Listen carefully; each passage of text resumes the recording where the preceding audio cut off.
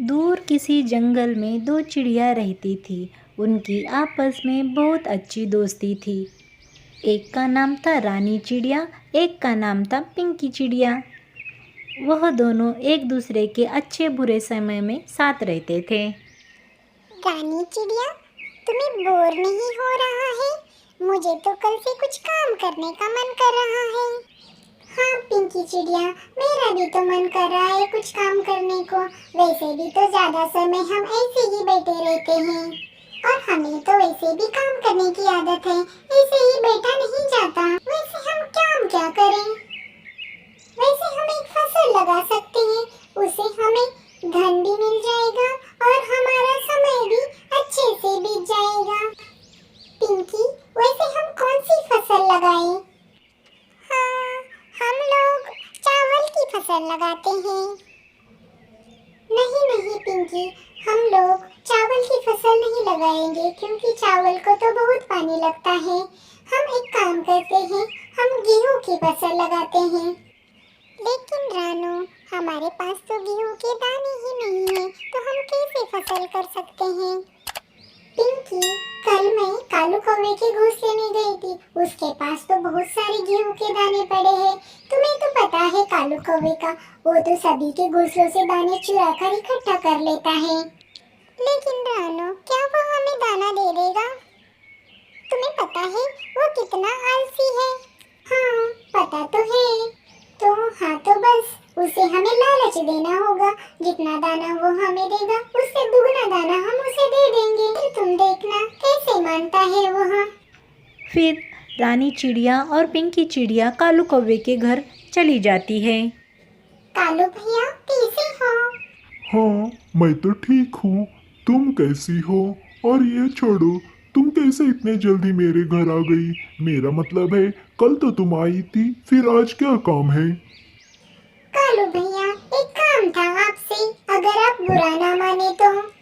देखो रानू चिड़िया, अगर बुरा मानने वाली बात है तो तुम मुझसे कहना ही मत। लेकिन कालू भैया, उससे तो आपको फायदा भी होगा।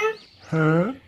ऐसा कौन सा काम है जिसे करके मुझे फायदा होगा? मैं जो भी काम करता हूँ उससे तो मुझे नुकसान ही होता है। अच्छा, बताओगी या ऐसे ही पहेलियां बुझाती रहोगी? कालू भैया, आपके पास तो इतना सारा गेहूं के दाने पड़े हैं, उसमें से थोड़े गेहूं के दाने हमें दे दो। रानू चिड़िया, कुछ तो सोच समझ कर मांगा करो। मैंने इतनी मुश्किल से दाना इकट्ठा किया है। शुक्र करो मेरी पत्नी काली यहाँ नहीं है, नहीं तो तुम्हारी खैर नहीं रहती। कालू भैया, पहले बात तो सुन लीजिए।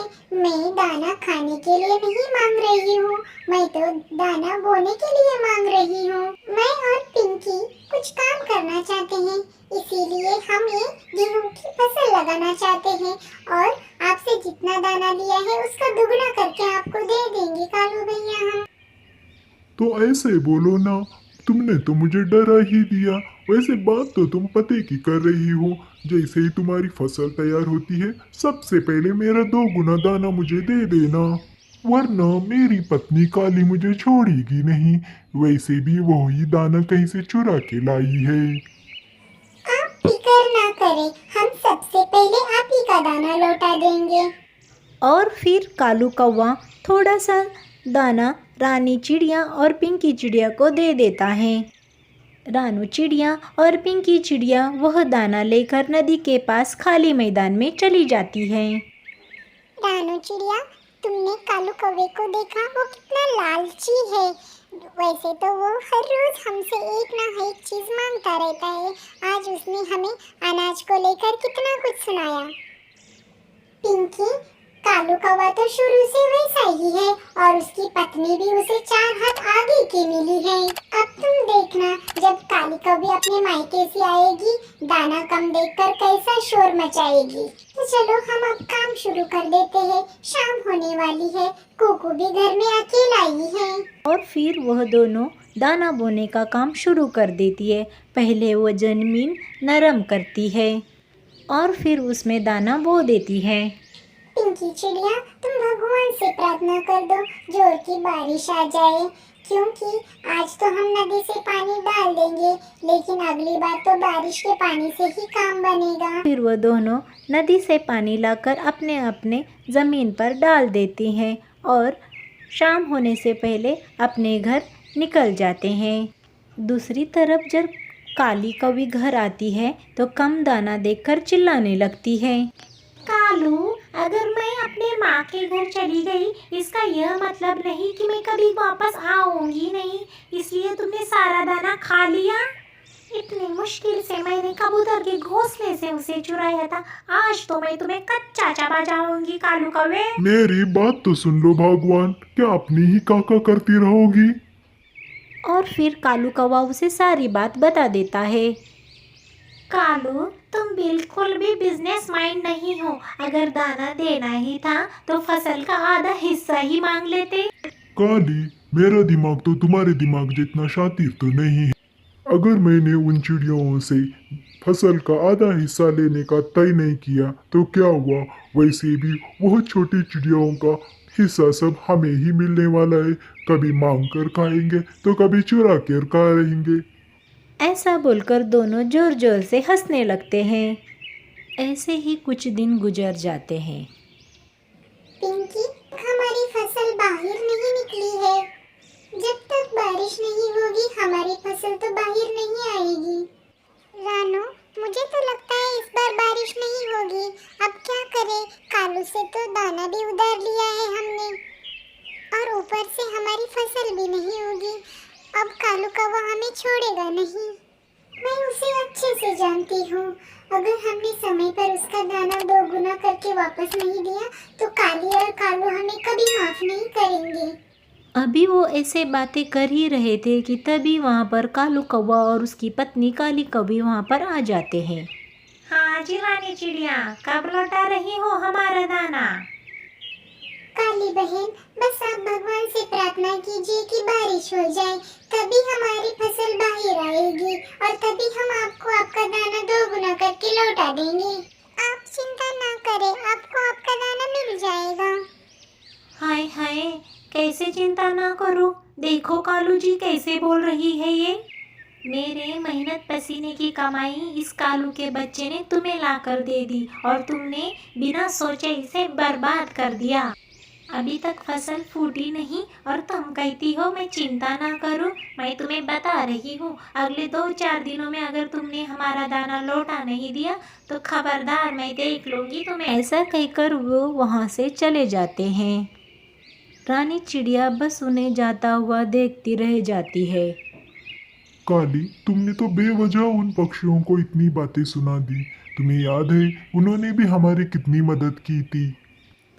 कालू, तुम अपना मुंह बंद करो, मुझे तो बहुत मजा आ रहा है। रानी चिड़िया को परेशान देखकर मुझे तो बहुत मजा आ रहा है। काली, तुम अपनी हरकतों से कभी बाज नहीं आओगी। कालू जी, अब ना मेरे दिमाग में एक नई बात आई है, देखना कितना मजा आएगा। अब क्या शैतानी आई है तुम्हारे दिमाग में? यह तो सुबह में बताऊंगी मैं तुम्हें।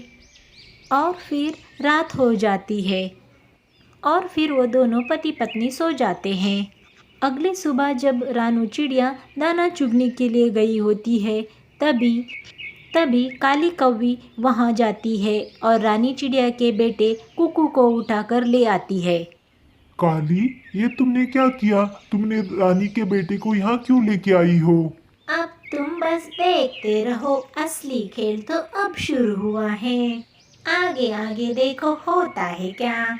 जब रानी चिड़िया घोंसले में वापस आती है तो कुकू को घोंसले में ना पाकर बहुत परेशान हो जाती है। वह जल्दी से अपनी दोस्त पिंकी चिड़िया के पास चली जाती है। पिंकी, तुमने मेरे बेटे कुकू को कहीं देखा है? रानी, तुम इतनी परेशान क्यों हो? क्या हुआ है? और कुकू कहाँ चला गया? पहले तो वो कभी तुम्हारे बिना घोंसले से बाहर नहीं गया है। वैसे मैंने थोड़ी देर पहले काली कौवी को तुम्हारे घोंसले की तरफ जाते हुए देखा था और फिर बाद में मैं तो दाना लेने चली गई। पिंकी, मुझे लग रहा है काली मुझसे बदला लेने के लिए मेरे बेटे कुकू को अपने साथ लेके गई है। रानो, तुम चिंता ना करो, चलो हम चलते हैं काली कौवी के पास। वो दोनों कालू कौवे और काली कौवी के घोंसले की तरफ चले जाते हैं। जब वो वहाँ पहुँचते हैं तो देखते हैं कि कुकू काली कौवी के घोंसले में था और काली कौवी भी पास ही में बैठी हुई थी। कुकू, तुम यहाँ क्यों आए हो? मैंने तुम्हें कितनी बार मना किया है कि घोंसले से अकेले बाहर नहीं निकलते। मैं इसे यहाँ पर लेके आई हूँ और तुम इसे वापस तभी लेके जा सकती हो जब तुम मेरा दाना 2 गुना करके वापस दोगी। काली, तुम थोड़ी शर्म करो, तुम दाने के लिए ये सब भी कर सकती हो। मैं इससे ज़्यादा भी कर सकती हूँ। अब चुपचाप यहाँ से चले जाओ और मेरे दाने का इंतज़ाम करके आ जाना। मुझे अपना दाना देकर अपने बच्चे को यहाँ से लेके जाओ। इससे पहले पिंकी कुछ कह पाती, रानी चिड़िया उसे चुप करा देती है। पिंकी, इसे कुछ भी कहने का कोई फायदा नहीं है, तुम मेरे साथ चलो। और फिर रानी चिड़िया पिंकी चिड़िया को साथ में लेकर वहाँ से चली जाती है। रानो, तुम मुझे वहाँ से क्यों लेके आई? आज मैं उस काली कौवी को सबक सिखा देती थी। ऐसे लड़कर कुछ होने वाला नहीं है, हमें बादलों की तरफ जाना चाहिए। मुझे उनसे अच्छी दोस्ती है, वो हमारी बात जरूर मानेंगे, तभी हमारी मुसीबत हल हो जाएगी। और फिर वो दोनों सहेलियाँ बादलों के पास चली जाती है और फिर शाम तक वो बादल को लेकर आ जाती है। बादल आकर बहुत सारा पानी बरसाते हैं और जंगल में हर तरफ पानी ही पानी हो जाता है। अगले ही दिन उनकी फसल फूट जाती है। कालू भैया, आज की रात मैंने बहुत मुश्किल से गुजारी है अपने बेटे के बगैर। आप जाकर देख सकते हैं कि हमारी फसल कितने अच्छे से उग चुकी है। अब कुछ ही दिनों की बात है, मैं आपको 2 गुना क्या आधा ही हिस्सा दे दूंगी अपनी फसल का। आप प्लीज मेरा बेटा मेरे साथ जाने दे। आधे हिस्से का सुनते ही काली कौवी झट से कुकू को उनके हवाले कर देती है और कुछ ही दिनों में फसल तैयार हो जाती है। पिंकी चिड़िया और लक्ष्मी चिड़िया आधी फसल कालू कौवे को दे देती है। कालू भैया, अब तो खुश है ना आप? बहुत, लेकिन इंतजार बहुत करवाया तुमने। हमें भी आपसे दाना लेकर बहुत अच्छी सीख मिली। प्यारे दोस्तों, अगर कहानी अच्छी लगी हो तो लाइक, शेयर और सब्सक्राइब ज़रूर कर दीजिएगा।